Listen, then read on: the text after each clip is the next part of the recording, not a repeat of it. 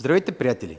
В днешното видео ще си говорим отново за защитните фолия, но с една малка подробност, че този път ще правим автомобил, който не е чисто нов. Автомобилът е на 5000 км, което автоматично го прави нов, но и не чисто нов. През тези 5000 км, в които е шофирано с него, са натрупани много забележки по лаковото покритие, като някои от тях са непоправими.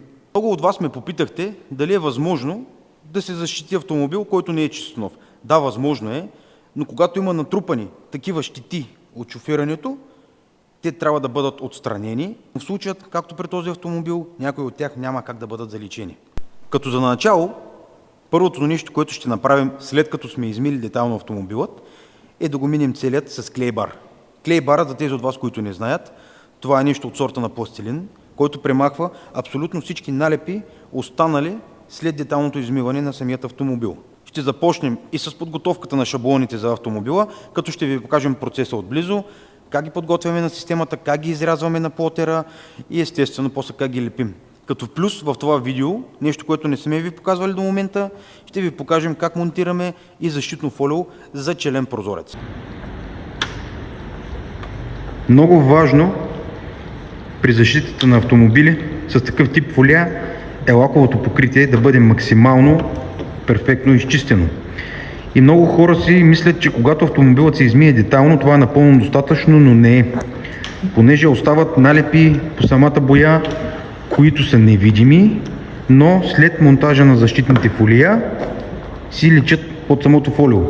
И поради тази причина целият автомобил или поне частите, които ще бъдат защитавани, както случаят при този екземпляр само челното съпротивление, трябва да бъдат минати на клейбар, за да сме на 100% сигурни, че всичко ненужно по лаковото покритие е премахнато. Фолията, с които работим, естествено са от най-висок клас, като конкретно това идва с лист с инструкции за самото фолио, производството му, къде е направено, колко години гаранция се дава за самия материал. Тук се попълва от мен, лично като монтажист, и се дава на клиента. Също така гаранционна карта с инструкция как да се влезе и да се провери гаранцията, подпечатана и подписана от нас. Като не на последно място, клиентът получава и пластика, която е с QR код на гърба. След като бъде сканиран този QR код, автоматично собственикът на автомобила влиза в системата, където всичко е упоменато, какво фолио е залепено, колко е гаранцията на монтажа, кои зони са защитени, снимков материал от време на работата и международна гаранция в цяла Европа и не само за извършеният монтаж от нас. Повечето защитни фолия пристигат с покритие, което е върху самото фолио и играе ролята на защитен филм, който предпазва самото фолио. При по-съвременните фолия вече този защитен филм може да не се демонтира преди да се постави на машината за рязане, а директно да се реже върху него. По този начин се улеснява нашата работа, а какво точно имам предвид, ще ви покажа след малко. Вече сме заредили фолиото на машината. Това тук е плотер, който работи с програма софтуер, в който софтуер има налични абсолютно всички шаблони. Хайде да не казвам за всички, но за 99% от автомобилите произведени, като е софтуер, който е онлайн и се апдейтва абсолютно всеки ден, което позволява най-новите автомобили вече да имат готови шаблони за тях. В момента сме заредили софтуера, конкретно за автомобилът, който ще правим. Режем броня с предни калници и всички елементи по предната броня. Като време е около 15 минути, после преминаваме към изчистването на шаблона и вече към основното лепенето на самия филм върху автомобилата.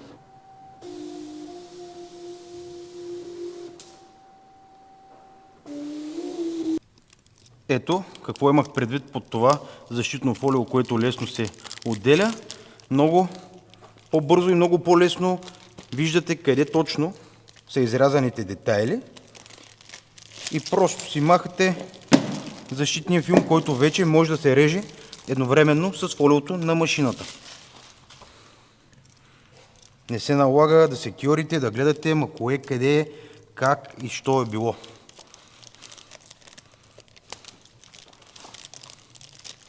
Ето колко бързо.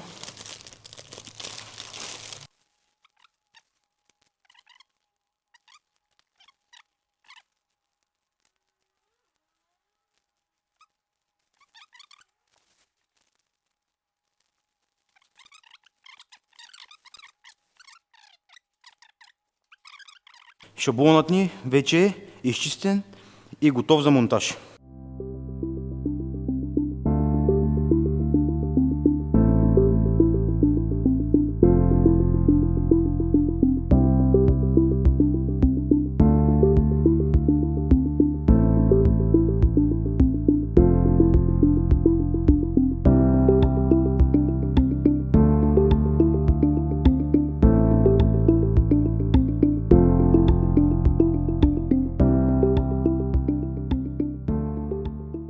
След като сме пренесли вече фолиото на автомобила, при започването на монтажа или по-скоро при фиксирането е много важно да се използват точките, които са зададени, дали било то от производител, дали вие след известно време ще разберете.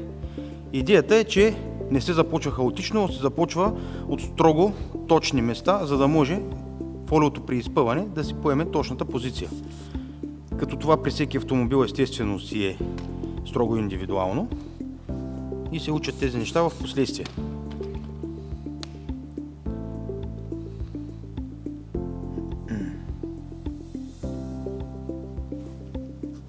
Много е важно да имате шпатула, защото без шпатула не става.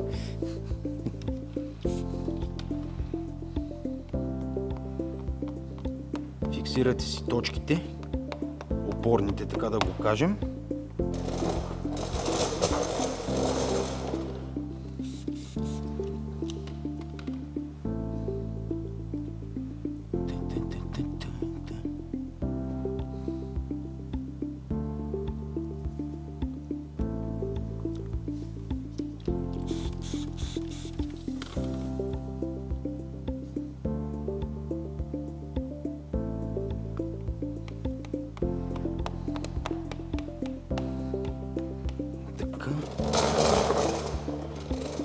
Емблемката.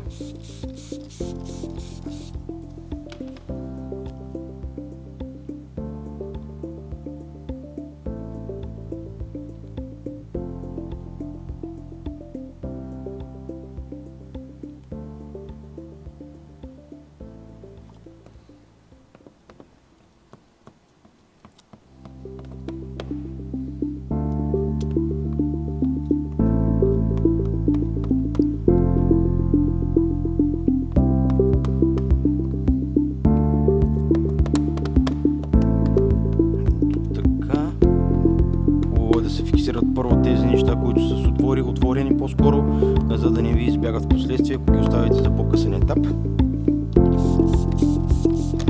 Активираме лепилото с много специална вода, чешмяна, да му говорим антидиалектно, ще се сърдят чопите. И продължаваме.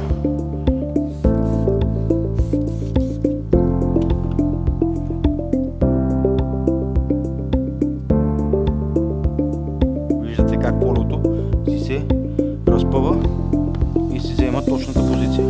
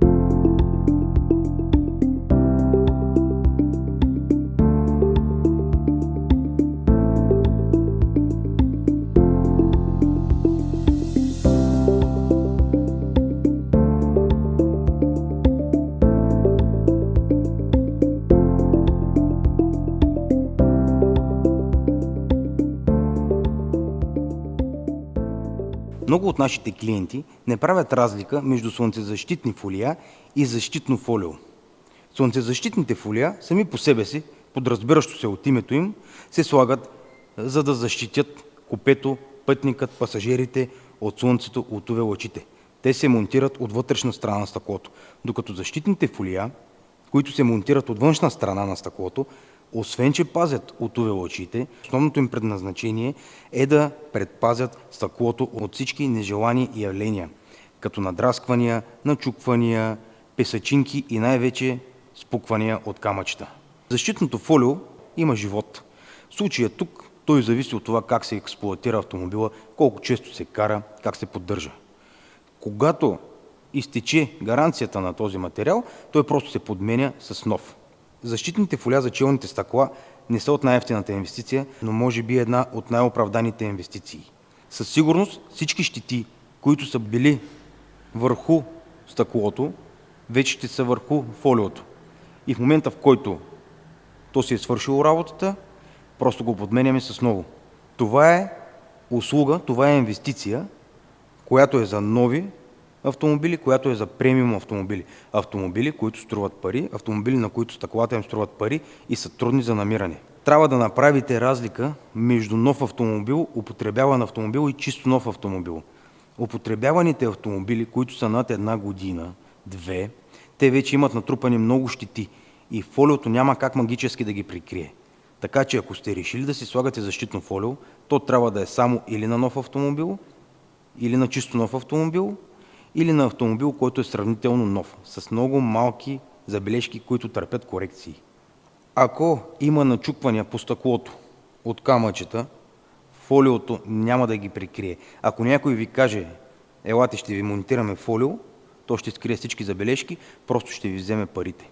Фолио се монтира на идеална повърхност. Всичко, което го има като забележка, дали по лаковото покритие, дали по стъклото, след монтажа на прозрачното фолио, то отново си е там и се вижда дори повече.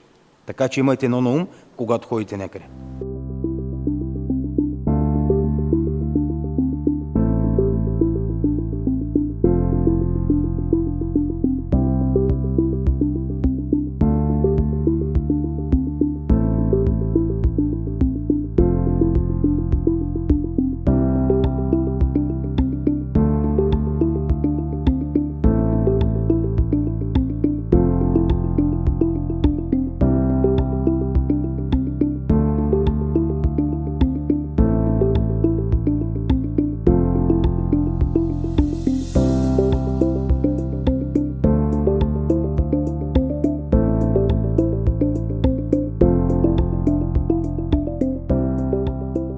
Дойде най-хубавото, моментът в който работата е свършена и чакаме клиента да си вземе автомобилът.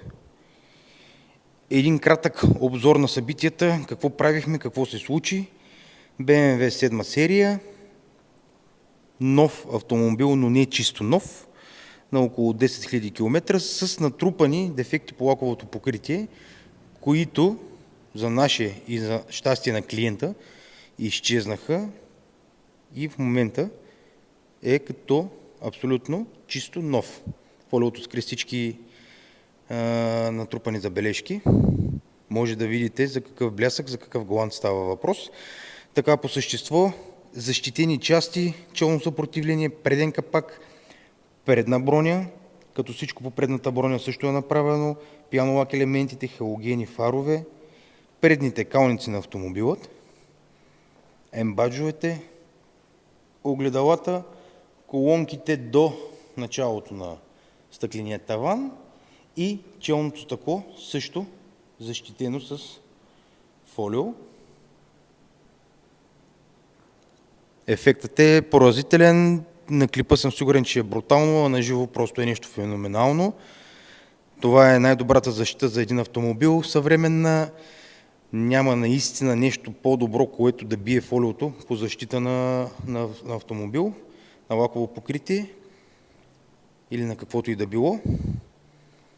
Лампите правят малко отблясъци и прозореца е мръсен отвътре, но челното стъкло също е защитено. По този начин собственикът на автомобила си гарантира, че в следващите минимум 7 години на експлоатация на този автомобил, ако случайно го кара толкова, боята, лаковото покритие, поне началното съпротивление, там където сме монтирали фолио, ще бъде такава, каквато е в момента на издаването на автомобилът от нашето студио. Тези кегове за работа с защитни фолия може да намерите в нашия сайт lorenzofolio.com, както тях, така и всички други инструменти, които използвахме по време на работата в този клип и във всички други наши видеа. Ако харесваш това, което правим и съдържанието, което качваме, може да ни подкрепиш, като се абонираш за нашия канал и гледаш следващите ни видеа. А в следващото видео очаквайте отново защитно фолио, но този път на електрически автомобил.